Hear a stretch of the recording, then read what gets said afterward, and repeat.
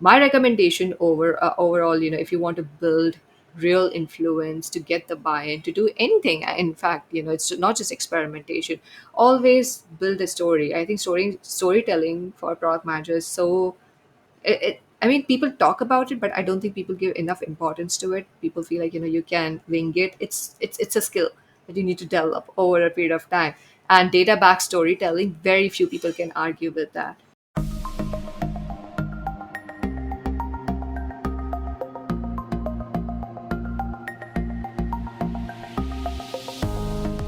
Hi everyone, welcome to another episode of Experiment Nation, where we interview the world's top experts on conversion rate optimization, experimentation, and growth to share their strategies and tactics.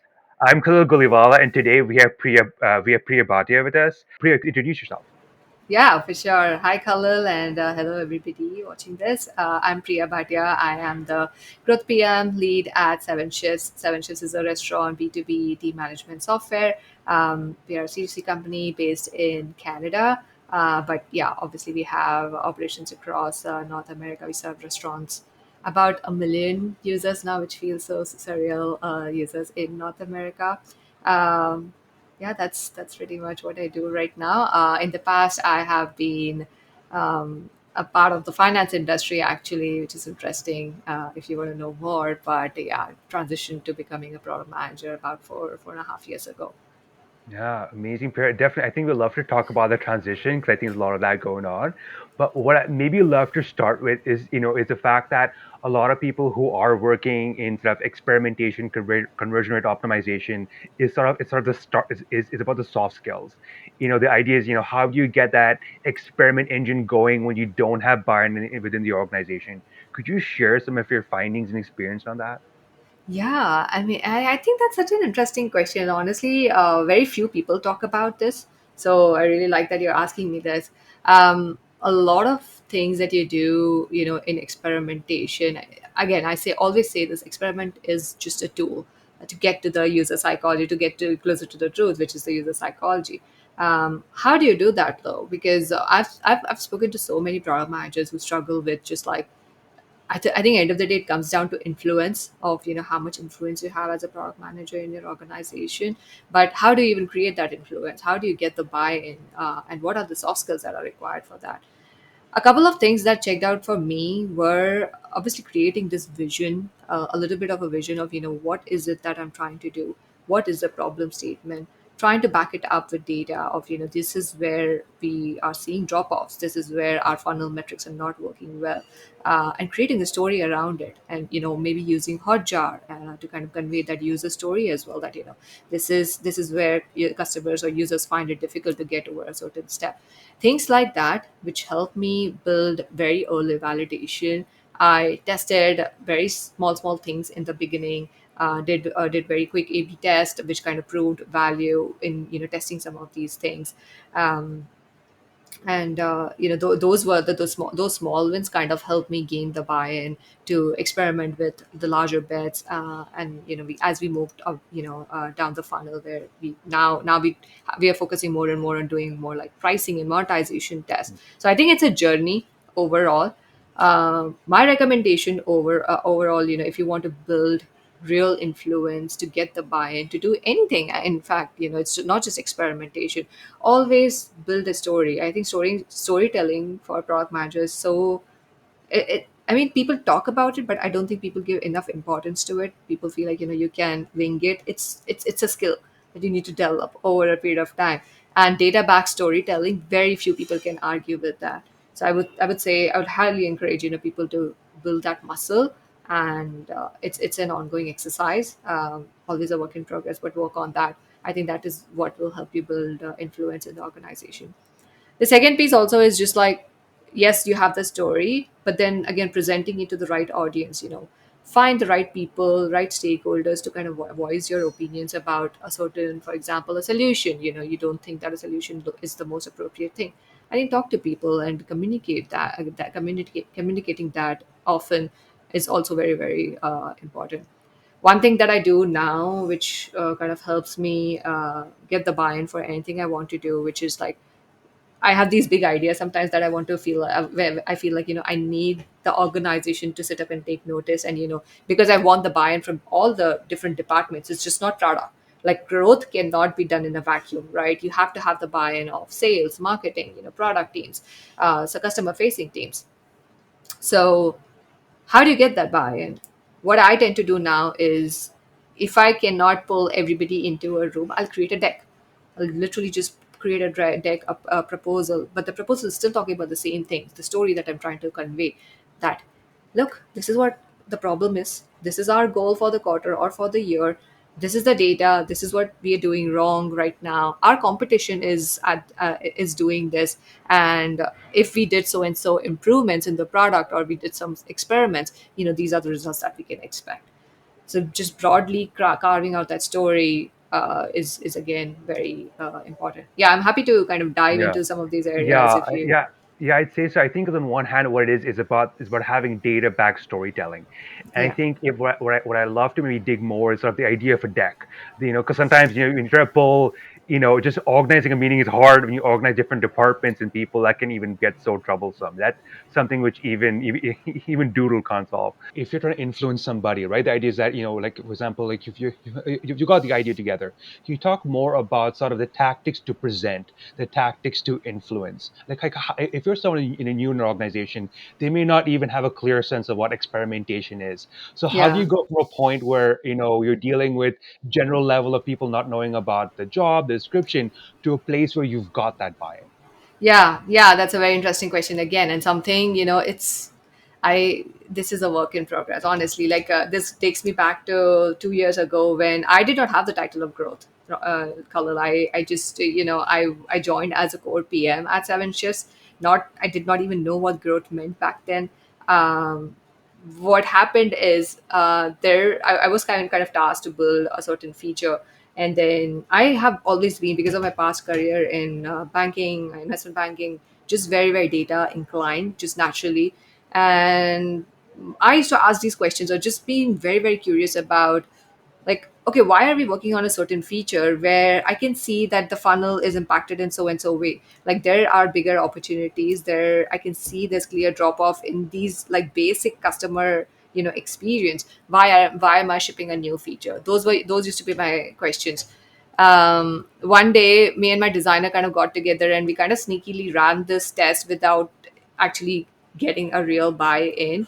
And we decided to, it was a very small thing, and the test won. It was an A/B test, and the variant was successful. And that's when I kind of brought it back to my leadership, and I told them, like, we ran this test, this paywall works better, so and so forth. And that's the time we were actually raising a series B. I think we had raised a series B, and we were setting up a growth team. And because I had shown that curiosity of around data, around being more experimental in my approach, I feel like it was a natural fit as well. And so when my uh, current VP, then product director, asked me, Priya, do you want to do growth? It's like, I don't know what that is, but I'll figure it out. Well, let's see what it is.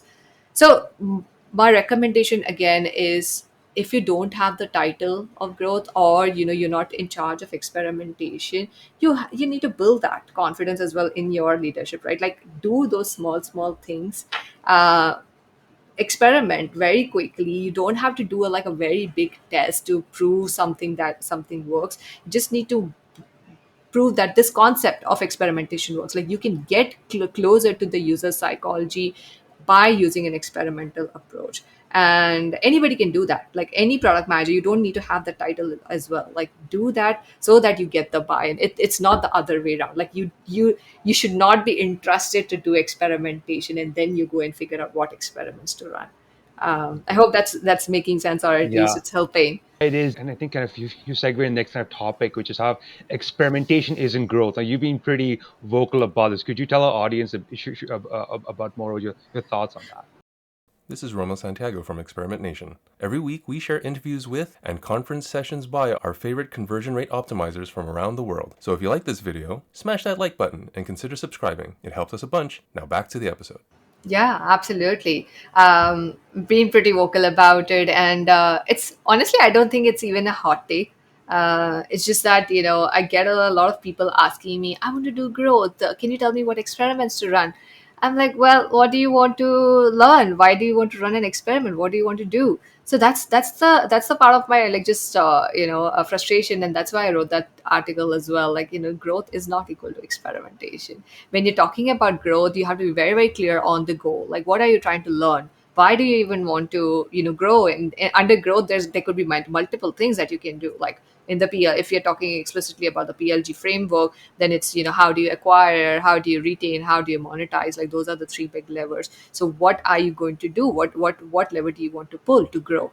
Right? Those That has to be extremely clear. And then once you've done that, can you clearly identify in your funnel where are those drop off points? Can you qualitatively, quantitatively identify what those drop off points are? If you do not have a strong even data infrastructure to tell where you're lacking growth, or where you're actually where there are opportunities for growth, it doesn't matter what experiment you run, you will not be able to tell its impact, right? Because you don't know what you're trying to grow. That's why that was the whole goal of writing that article. And so a few steps are very, very key for me in order to say that, let's run an experiment. You have to be extremely clear about what is the goal. What are you trying to learn about the user? What is the current state in terms of qualitative and quantitative data? I always like to back it up with like just some user testing, or a hotjar video, or talking to even customer or support, customer facing team, to identify if this is a real problem and it's not just a data thing. So just kind of validating that as well, qualitatively and quantitatively. And then trying to do something really small, to run an experiment to test that whether, okay, this hypothesis, now you have a hypothesis that a customer is not taking a certain action, or they're not clicking on a certain CTA because of so and so thing. Now let's go and test it. And then again, one thing that keeps getting just kind of forgotten when we are running an experiment is setting up success metrics. So many people, they run the experiment, and then they, at the end of the experiment, they kind of take a call based on, okay, something is happening, and then this is success for us. You need to measure this. You need to be clear on what your success metric is before you run an experiment. That is an experiment. So the experiment is literally a tool to get to what your goal was, which was, you wanted to learn something about the user. But yeah, that's my take on growth not being equal to experimentation. I think sort of one thing that I'd be interested to know about is, is that you're talking about success matrix, and you're talking about your previous background in investment banking. So I'd love to know a bit sort of about that transition. But maybe before we get into that, I'd love to know sort of, because you got a banking background, what should be the financial metrics that experimenters and growth marketing should focus on? Oh, wow, that's a good one. So I would say what I take back from from my past career is mostly just thinking in ROI terms, like just return on investment in whatever we do, right? So in those terms, I think growth is very, very similar to how I used to think back then as well. Like we used to work on transactions, and we used to look at rate of returns and things like that. So that's kind of how I'm wired to think. So whenever now I'm trying to prioritize an experiment, I'm always thinking about the highest ROI bet. What initiative can give me a very high return on the effort that is invested. So that's, I think, the biggest concept I carry from my finance background. But like just in terms of financial metrics in growth, a few metrics that I definitely look on, not a weekly basis as well, but just like a monthly basis maybe, is definitely CAC payback. Those are the metrics that kind of help me again craft a story around, why should we get more and more efficient around acquiring more customers, and how do we acquire more customers, how do we activate them, how do we do that more in a product led way. So I think those would be the financial metrics. Apart from that, I think if you ask me what metrics I'm like tracking on a weekly or maybe daily basis as well, is mostly just trial to paid conversion. How our onboarding completion is, how our activation rate is for the newer cohorts, and yeah, maybe output as well, output and output, which is average revenue per trial and average revenue per user. Those are the metrics that we track as well. Great. All right, Priya, so question for you is, like, if you're starting with growth in your organization, and you're trying to get things off either through a free plan trial or something else, how would you go about it? What would you recommend? Yeah, very interesting. And to be honest, it kind of depends on the size of the organization. Why I say size is because, or size or stage of the organization. Why I say that is because it's directly kind of related to how much, how many resources, how much resources you can expend on this growth thing.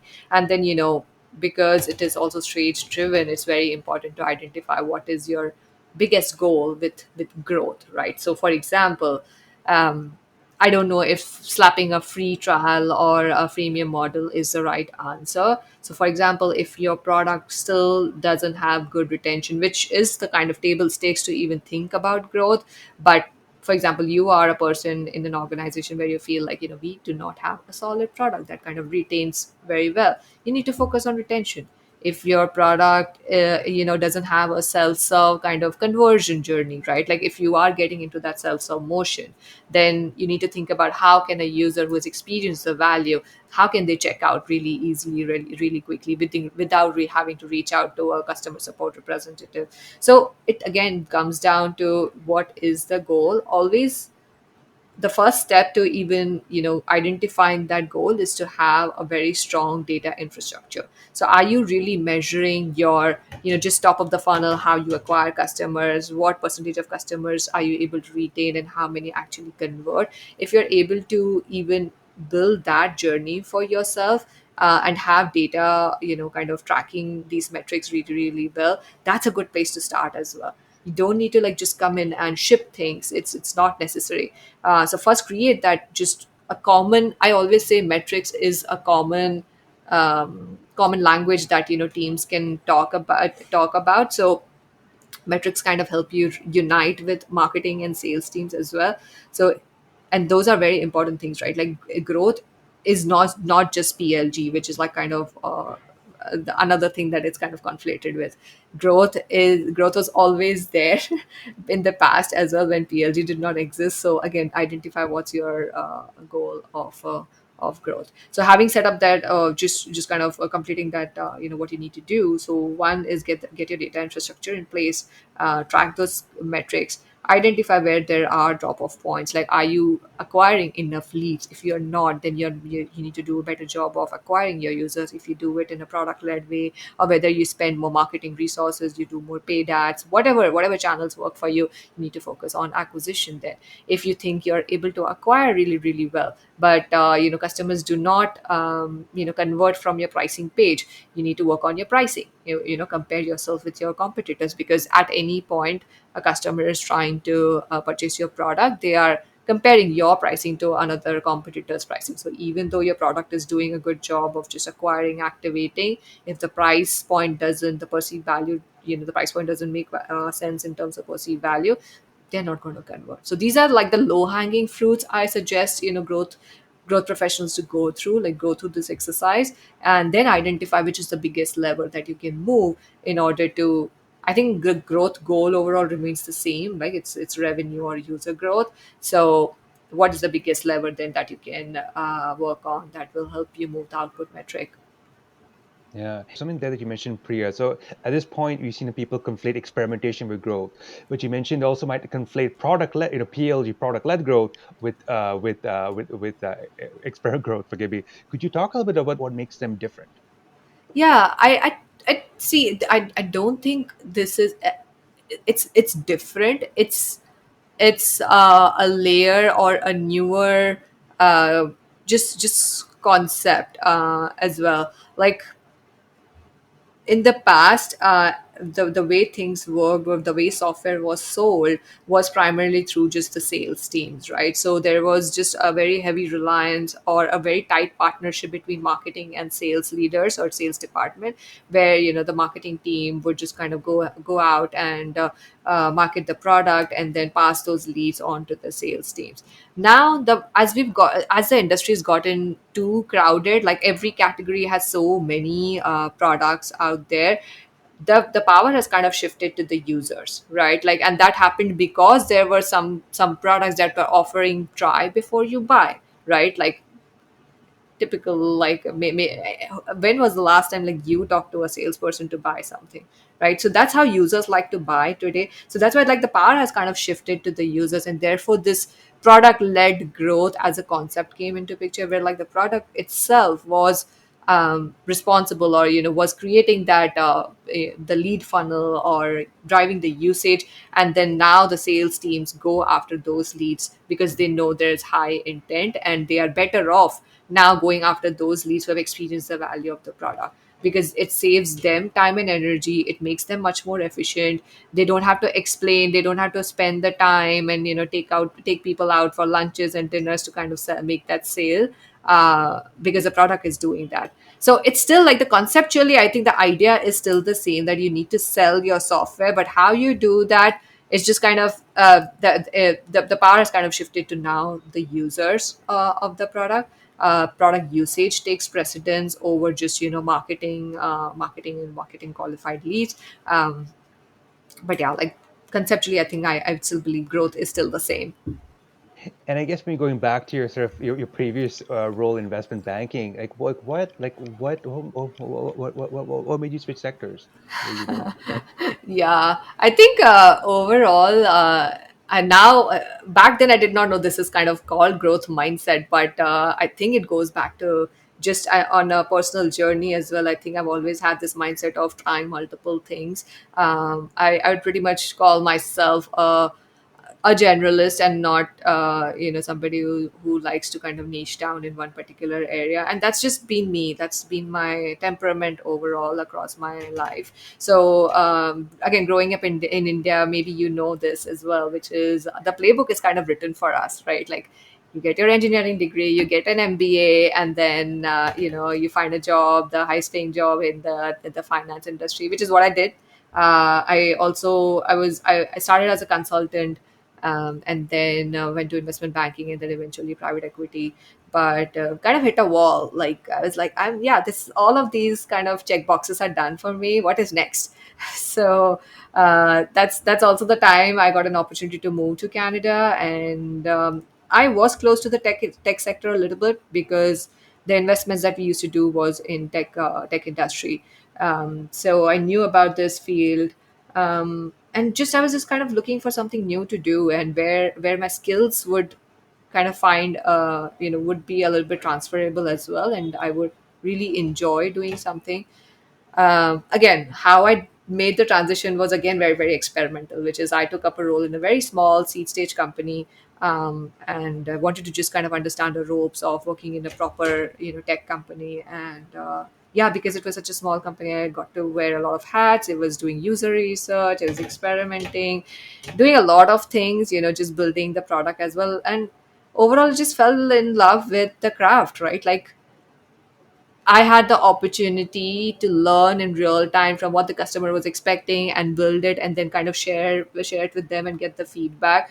To me, that was like the feedback loop was so quick, and that is something that kind of got me hooked on this journey. That okay, I can see the reward of my effort so quickly, right? If you're working in an agile fashion, you could experiment, you could get that feedback so quickly. Whereas when you were working on some transactions, I've worked on transactions which used to be like 6 months, 1 year, and if it materialized, it would give you some return. So that's why I was like, yeah, okay, I need to be in a much more fast paced world, and that's why I kind of made that transition eventually. Yeah, it's not often people talk about the fast pace, going from, not finding investment banking fast paced enough. But I think what you talk about is the speed of it. It can take months versus growth, where it's like by the second you can look at stuff. Um, Exactly.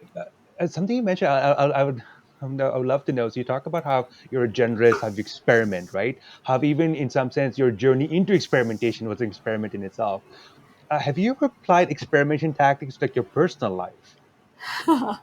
I feel like I do that all the time in my personal life. Like I said, with product management as well. Like again, growth is not something I knew before.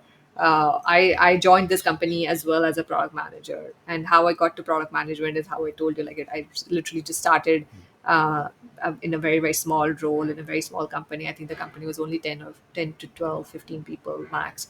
So that was a part of my experiment, like professionally. But personally, I would say I just kind of dabble a lot into how what I enjoy doing in terms of like my health journey. So I'll experiment all the time with how what I eat, intermittent fasting, cold showers, the all the things that you kind of hear in the public domain. I try to learn, try to see if it works for me, take what works for me. Some things that don't work for me, just kind of leave it. So yeah, that's how I experiment in my personal life. No, How about that's yourself? What would be your answer to this? my answer is, I'm actually a very introverted person by nature, and actually I grew up with a speech impediment, so I used to stutter. Yeah, And so I one day said, I don't want to live this life of being quiet. I want to learn. So I would literally just go in, I would just say hi to a stranger. And I would go and order, and I would just keep one thing at a time. And I would look at what words stop me, what sounds I stutter on P's. And so I would use these small stuff to a point where I was like, it was like a one incremental step at a time to yeah, here's where I am right now. Where yeah. so that to me was just, I was interested. I was like, I wonder if people are, like, I think it's a mindset that we have at work, but then we turn it on ourselves. It can be so much more enriching, right? Because we're Absolutely. opening life for ourselves. Yeah. Now that you're saying that, I think Khalil, I can tell you, like, even this podcast is, or writing on Substack and just my LinkedIn journey as well, where you found me, is also part of an experiment, right? Like I would call myself an introvert too, but I understood, talking to other PMs when people used to reach out to me, that there is genuinely a lack of just knowledge, and there's some gaps in this industry, and there's just a lot of bad advice. It was just a little itch that I wanted to scratch, and then I did not know how I'm going to do this, and LinkedIn was available to me, Substack was available to me, and it's a part of just that experiment too, right? Like, does this work? I think it's working. I need to do more of that, but yeah, I think this is also a part of that experiment of how I get myself out there, not only for myself, but just like how I spread that knowledge to people who don't have it today. Yeah, thank you. Thank you for sharing that, Priya. I think that's just so incredible. So I noticed that you've got this amazing a Substack page where you're putting articles. Can you tell maybe our listeners, like, like, if they want to follow you or learn more about your ideas, what are the different places they can find you and find your content? Yeah, absolutely. Like I mentioned, LinkedIn and Substack is a great place, and I tend to answer questions on LinkedIn as well. Like, if you have a question on growth, I am very much happy to answer them. So feel free to like send a message as well, and I'll be happy to take it. Thank you so much for sharing your thoughts, Priya, and for being here today. Yeah, for sure.